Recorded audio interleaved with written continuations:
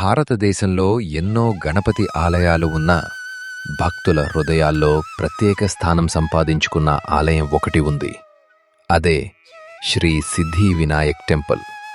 మహారాష్ట్రలోని ప్రముఖ నగరం ముంబైలోని ప్రభాదేవి ప్రాంతంలో ఉన్న ఈ ఆలయం ఈరోజు ప్రపంచం మొత్తం నుంచి భక్తులను ఆకర్షిస్తోంది. కానీ ఒకప్పుడు ఇది చాలా చిన్న మందిరం మాత్రమే.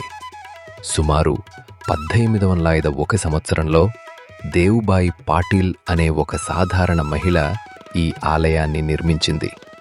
ఆమెకు జీవితంలో ఒక పెద్ద బాధ ఉంది. ఆమెకు పిల్లలు లేరు.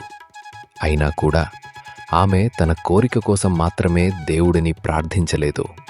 తనలాంటి బాధ మరెవరికి రాకూడదని భావించి గణపతికి ఒక ఆలయం నిర్మించాలని నిర్ణయించింది.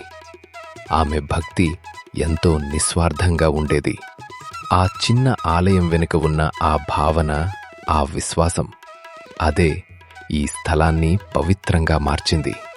కాలక్రమేణా భక్తుల నమ్మకం పెరిగింది. ఈ చిన్న మందిరం మహాక్షేత్రంగా మారింది.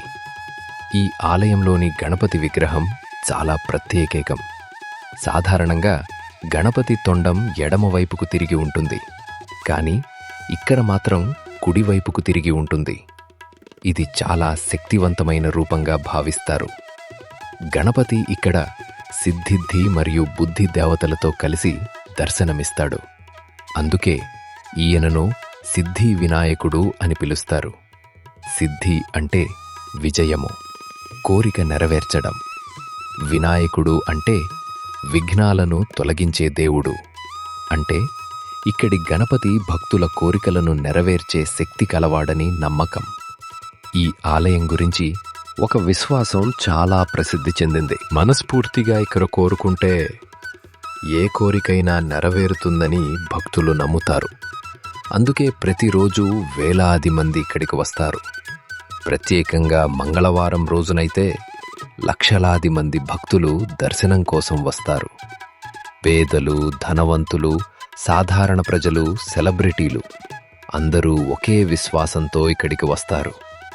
ఏదైనా కొత్త పని ప్రారంభించే ముందు లేదా జీవితంలో సమస్యలు వచ్చినప్పుడు ఇక్కడికి వచ్చి ప్రార్థిస్తారు. చాలామంది తమ అనుభవాలను పంచుకుంటారు.